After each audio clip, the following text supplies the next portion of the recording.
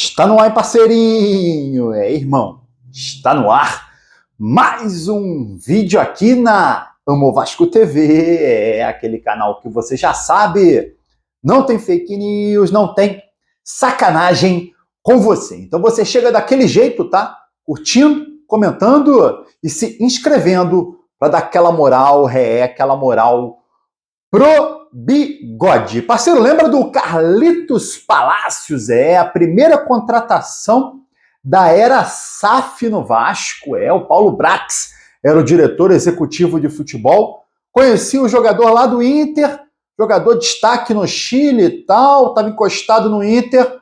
O Vasco trouxe, né?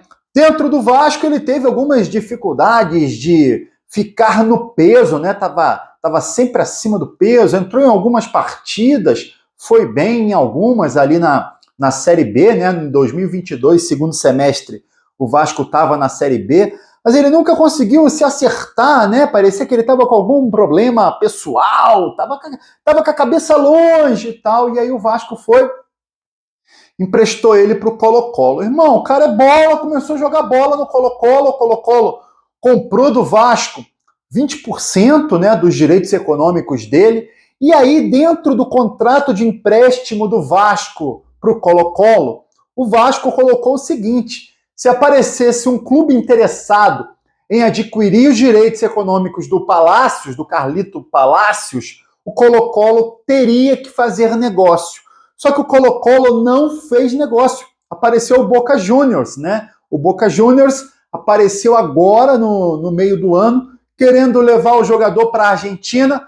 O Vasco deu o ok, o jogador deu o ok, mas o Colo-Colo não liberou, tá? O que acontece? Não liberou, o Vasco então está cobrando agora 2,5 milhões de dólares ao Colo-Colo, tá? Previsto no contrato pela não liberação do jogador, tá? E agora o Vasco exige a liberação do jogador no final do ano. Por isso que ele, inclusive, em algumas entrevistas no Chile, vem dizendo que vai sair do futebol chileno. Uma exigência do Vasco.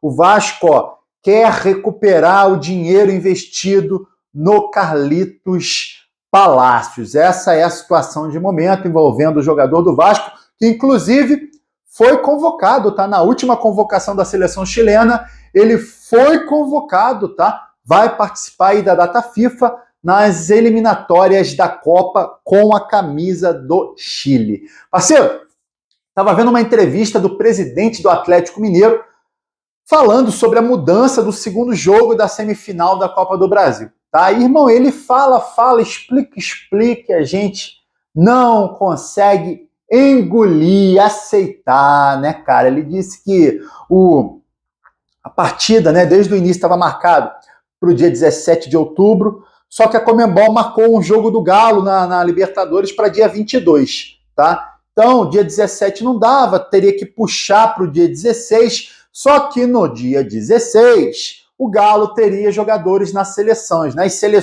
né? O Galo tem alguns jogadores aí nas seleções para jogar essas eliminatórias da Copa, para a data FIFA, né? E aí ele falou, aí a gente pediu para a CBF para trocar, né, essa data, porque ia atrapalhar, porque a gente tem alguns jogadores convocados, e o Vasco também.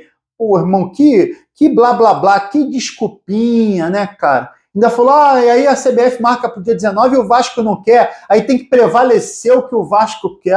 Cara, futebol brasileiro, eu vou te contar, vamos falar de coisa boa é o lateral esquerdo do Galo, né, jogadoraço, o Arana, Guilherme Arana, joga demais, infelizmente, pra gente, meteu um golaço no primeiro tempo, gol de empate dos homens, né? Eu falava para vocês, cara, pô, olho no Arana, olho nesse time inteiro do Galo, é um time muito forte, time muito bom, cara. Vários jogadores ali, eu gostaria de ter no Vasco. Pô, o Arana é um deles, lateral esquerdo, craque de bola. Eu queria muito que o lateral esquerdo do Vasco fosse o Arana. Do lado direito, de ala direita, irmão, na ala direita, eles estão jogando com Scarpa, outro jogadoraço que, inclusive, no início do ano, o Alexandre Matos tentou trazer, mas a SAF não deixou, né? A 777 não deixou. Outro jogador que eu gostaria é o Paulinho, que também, né? O Paulo Brax, na época, era diretor executivo de futebol do Vasco. Ele tentou trazer, mas também a 777 não deixou o Vasco contratar o jogador Hulk. Caramba, é um timaço, maluco. O time dos caras é muito bom, muito bom. E o Arana, eu tava vendo a entrevista dele, né, falando sobre o jogo. Pô, ele falou, cara, tá, não tem nada decidido, o Galo tá dentro, né, tá bem, tá, mas a gente precisa respeitar o Vasco, que tem uma camisa gigante no futebol brasileiro. Até achava ele um pouco marrento, o Arana, né, jogadoraço e tal, achava ele meio marrento. Mas, ó, gostei do que ele falou sobre o Vasco, da camisa pesada, da camisa gigante. Respeito ao gigante. Eu vou falar, tem muita gente preocupada para esse jogo da volta, né? Cara, ó, calma, São Januário, é aquela pressão, caldeirão, e o Vasco tem muita chance mesmo de passar para essa final, tá? Vencer o Galo no tempo normal, levar para um pênalti, ou vencer por 2 gols de diferença, nada impede, tá? Nada impede, é jogar bola, futebol é decidido no campo. E esse time do Vasco é guerreiro, irmão, time guerreiro, e eu levo fé nesse time. Ó, a gente já teve o início da rodada, maluco. Ontem o Criciúma ganhou do Atlético Goianiense e o Fluminense ganhou do Cruzeiro, né? O Fluminense deu uma segurada no Cruzeiro, que é o primeiro time ali acima do Vasco. O Vasco tem 36 pontos, o Vasco é o 9º, o Cruzeiro é o 8º com 43.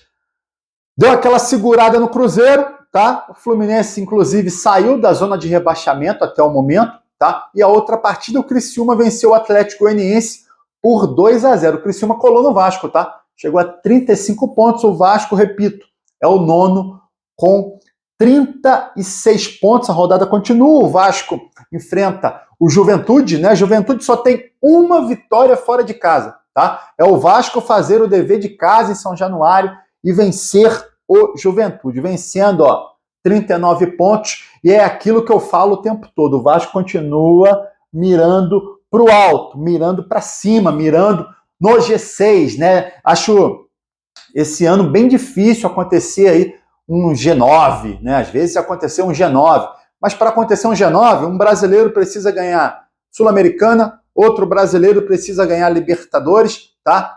E, além disso, a Copa do Brasil tem que ser vencida por alguém que esteja ali entre os 8 primeiros. É muito difícil, tá? Ocorrer um G9, vamos ficar aguardando, né? Se fosse G9, o Vasco hoje é 9º, o Vasco entraria classificado para a Libertadores, mas eu não acredito. Então vamos mirar, né? Ficar mirando nesse G6 e deixar cada vez mais o Z4 distante da gente. A CBF trocou de novo a partida entre Vasco e Cuiabá. Empurra daqui, empurra de lá, vai para setembro, vai para outubro. Caramba, maluco! Estava marcado para o dia 23, tá? Agora a CBF empurrou para o dia 24 de outubro, 7 horas da noite, em São Januário, essa partida aí contra o Cuiabá. Parceiro, tá valendo uma reportagem do Globoesporte.com falando dos motivos do João Vitor não ser titular pro Paiva. Um dos motivos, ele machucou, ficou um tempo fora. Cara, esquece, isso aí pra mim não é argumento, tá? Porque ele já voltou e voltou bem, tá? Outro argumento que o Globo Esporte utilizou, falando que ele toda hora é suspenso, né? Toma cartão. Cara, não importa. Se ele tá à disposição, ele tem que jogar, porque ele é o melhor zagueiro do elenco. Tá? E outra, porque ele é zagueiro destro. O Paiva não quer jogar com 2 zagueiros destros. Inclusive, o Paiva falou sobre isso na última coletiva. Tá? Só que é o seguinte, irmão, não adianta você jogar com um zagueiro canhoto que está falhando toda hora. Espero que o Paiva abra essa mente já na próxima partida contra o Juventude. Coloque João Vitor, coloque também o Michael em campo. Queria que você comentasse aqui se você concorda com o Bigode, né, com relação à situação do João Vitor. Irmão, tá à disposição, tem que jogar, tá? Comenta aqui, deixa a sua opinião, e aí você curte o vídeo e se inscreve na Amo Vasco TV para dar aquela moral pro Bigode. Eu tô indo nessa, tá? Valeu! Saudações vascaínas!